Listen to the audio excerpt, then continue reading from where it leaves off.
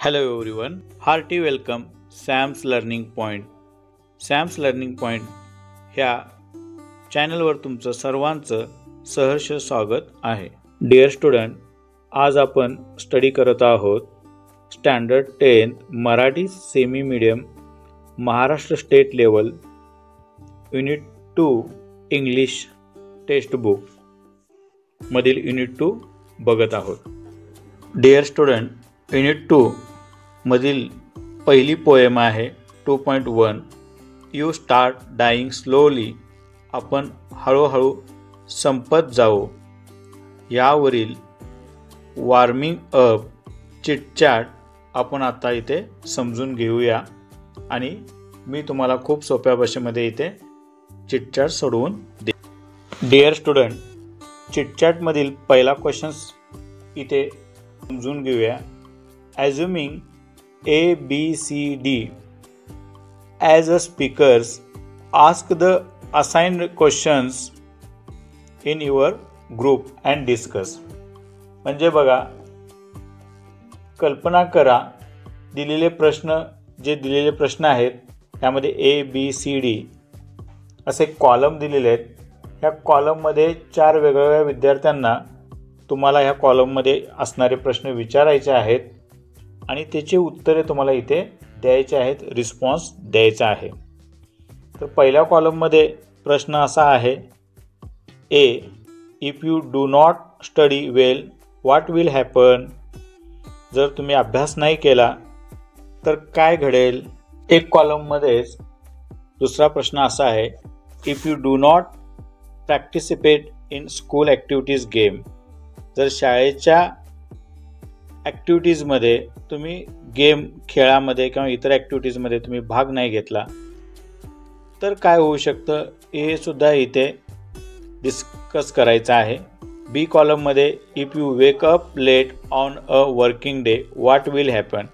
कामाच्या वेळी वेळेवर न उठल्यामुळे काय घडेल हे सुद्धा इथे डिस्कस करायचं आहे. If you ignore a friend in need. ज्या मित्रांना तुमची गरज आहे त्याला तुम्ही दुर्लक्ष केला तर काय होईल. सी कॉलममध्ये आहे if you do not exercise regularly what will happen. तुम्ही दररोज व्यायाम नाही केला तर काय घडेल. आणि डी कॉलममध्ये प्रश्न असा आहे if you eat too much of junk food what will happen. जर तुम्ही जंक फूड जास्त खाल्ला तर काय होईल. याचंही उत्तर इथे डिस्कशन करायचं आहे. कॉलमनुसार आपण इथे उत्तर बघूया. एक कॉलममध्ये उत्तरे, एक कॉलममध्ये जे 2 प्रश्न विचारलेले आहेत याचे उत्तरे पुढील प्रमाणे लिहू. तर विद्यार्थी मित्रांनो, इथे आपण डायरेक्टली उत्तर समजून घेऊया. कॉलम ए मधील प्रश्न असा आहे if you do not study well what will happen. जर तुम्ही अभ्यास व्यवस्थित नाही केला तर काय घडेल किंवा काय होईल. तर 4 वेगवेगळ्या विद्यार्थ्यांना प्रश्न विचारायचा आहे. 4 वेगवेगळ्या विद्यार्थ्यांच्याकडून आलेला रिस्पॉन्स बघा. Student 1, I will not get good marks in examinations. Student 2, my parents will be angry for my result. Student 3, दुसरा विद्यार्थी also my teacher will be angry for my result. and student 4th, I will not have a career. माझं career होऊ शकणार नाहीये. अभ्यास न केल्यानंतर काय घडेल याच्या प्रतिक्रिया प्रत्येकाच्या वेगळ्या असू शकतील. आता कॉलम ए मधील स्पीकर तुम्हाला प्रश्न विचारतात बघा. If you do not participate in school activities games.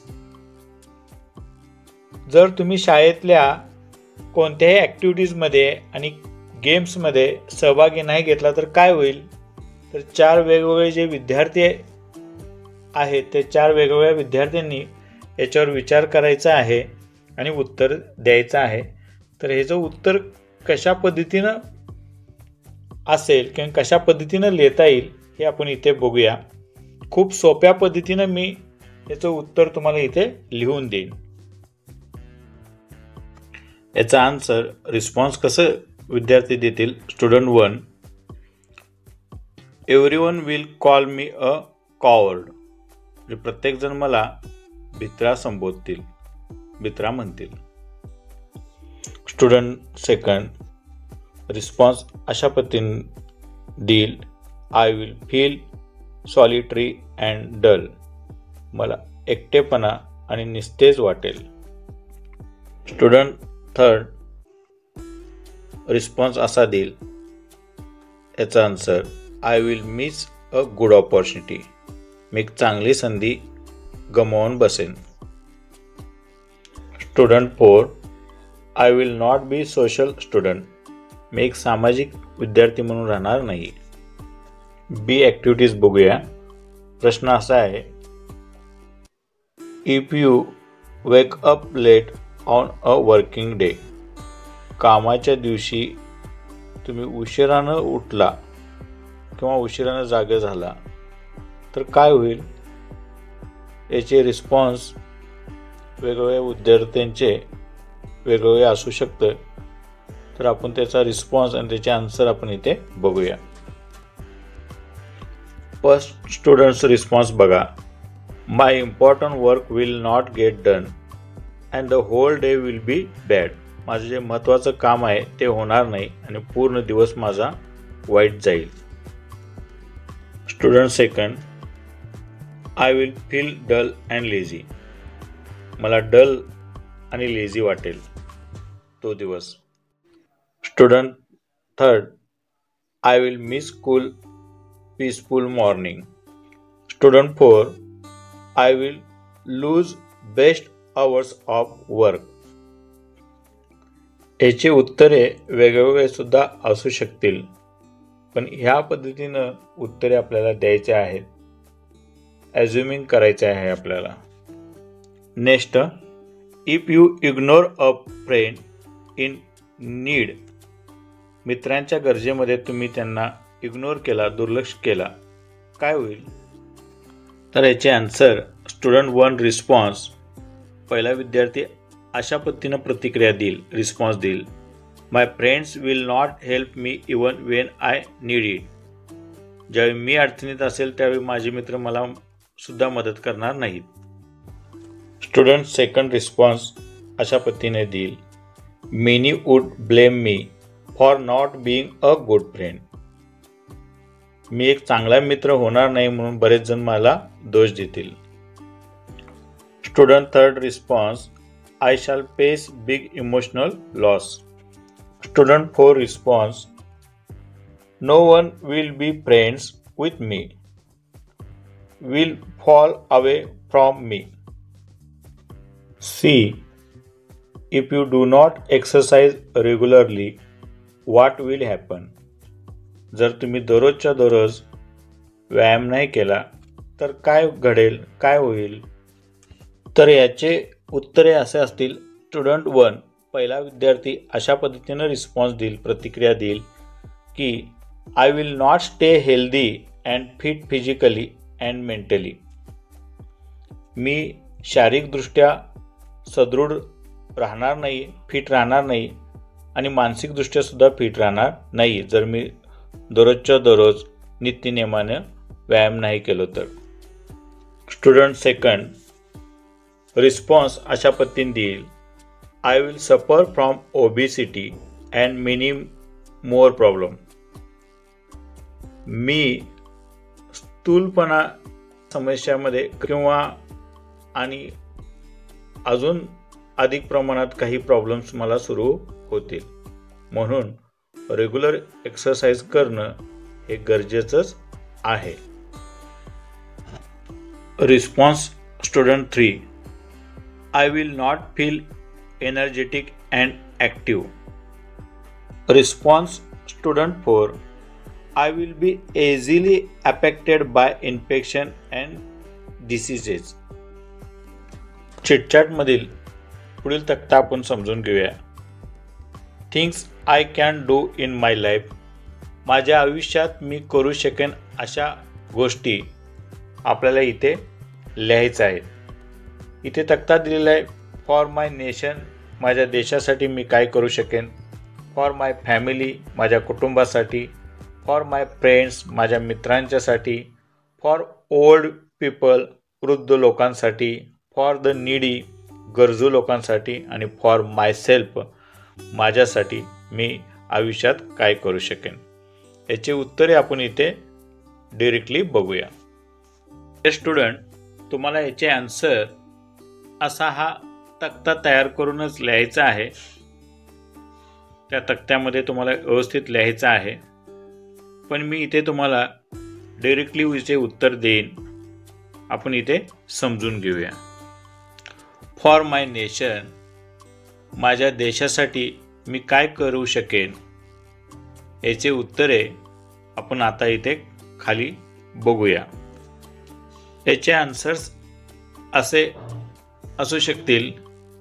Keep my locality clean, obey the laws, respect constitutions, helps our government in war and peace, I will help my country wherever it needs my help. For my family मी माझ्या कुटुंबासाठी काय करू शकेन. For my family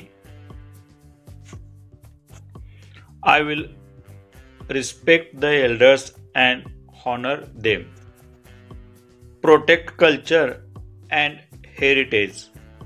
Next, I will help with housework. Next, I will take care of young and take care of elderly. मी लहानांचा सांभाळ करेन आणि मोठ्यांची काळजी घेईन. नेक्स्ट, फॉर माय फ्रेंड्स माझ्या मित्रांच्यासाठी मी आयुष्यात काय करू शकेन, याचंही उत्तर आपण इथे बघूया. याचा answer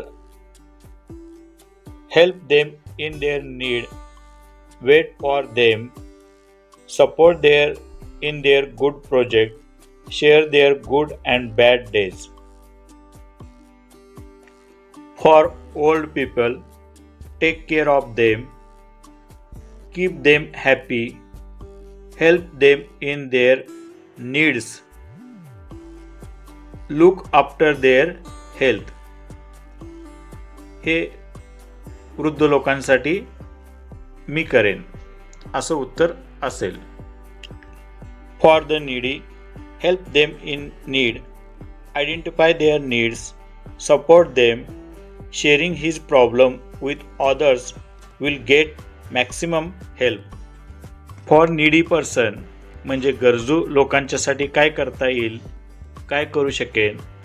help them in need त्यांच्या गरजेमध्ये, त्यांच्या अडचणीमध्ये मी त्यांना मदत करेन.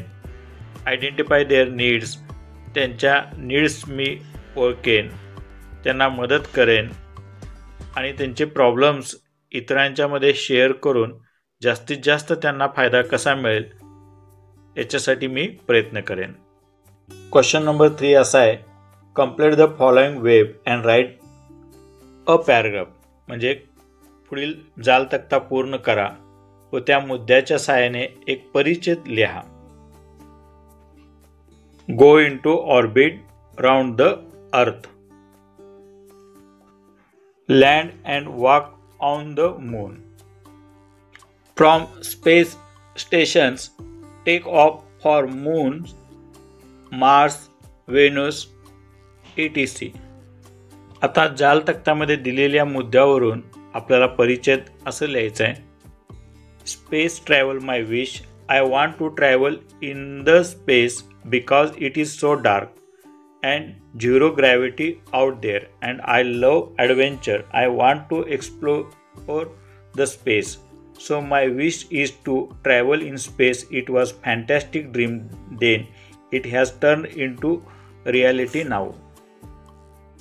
First, I wish to go into orbit around the earth. I shall walk in space. Then I wish to land on different planet. My first visit will be the moon, of course. I shall travel to nearby planets like Mars, Venus, Jupiter. I shall enjoy different weather, land, food and aliens If at all they exist there, what a fantastic and wonderful travel it will be. So dear friend, इथे आपण You Start Dying Slowly 2.1